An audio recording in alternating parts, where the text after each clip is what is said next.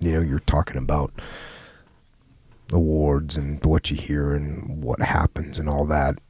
And I wanted to say this as well. On the battlefield, on that battlefield, and on every battle, there are acts of extreme valor that no one will ever know about. I'm talking about an infinite number.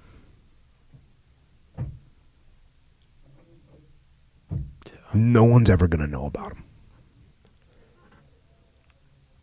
And it's important to know this, that our military men and women don't do what they do for medals or ribbons. They do what they do because they love freedom, because they love America, because they love their comrades in arms.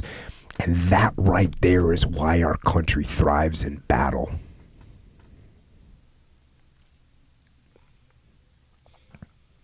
Not because of technological advances, not because of superior weaponry, not even the size of our military.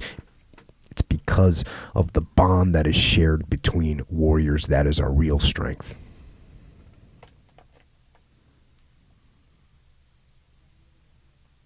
And Dakota, that's something that you represent in spades.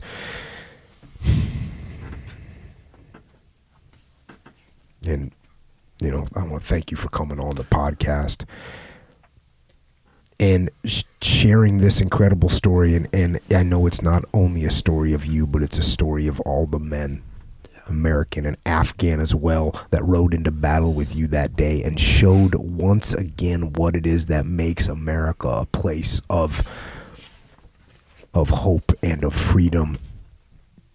It's because of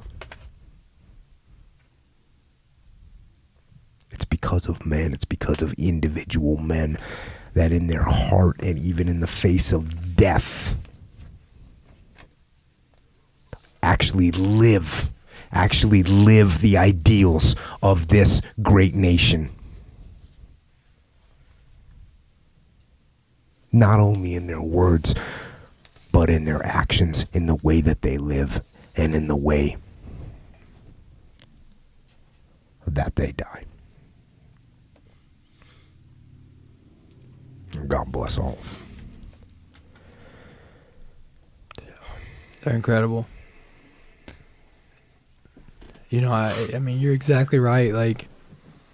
There's so many stories that are, people have done so many stories of people doing such incredible stuff. And, it's literally out of the love of another human being. It's literally out of the love of making the world a better place. That's really all we do. That's all we do. We join. Nobody joins, to go just shoot people or fight. They literally join to try to make the world around them a better place. Whether it's passing out aid, whether it's rendering aid to a civilian or to a fellow American, or whether it's taking out the bully that's inflicting fear in that place. Everything that we do is to try to make the world just a little bit better. That's it. As I was reading about when you got back to your team, you could see, just from the way the guys were laid out, Staff Sergeant was trying to get comms and trying to pass grids, and Doc was working on the boss. Everyone was trying to make things happen, and who knows what those moments were like, but there's moments of there's heroism there that we're never going to know about. No, 100%. Doc Layton was rendering aid. What stopped him was because Fazell was with him. What stopped him of getting to the road was Lieutenant Johnson got hit.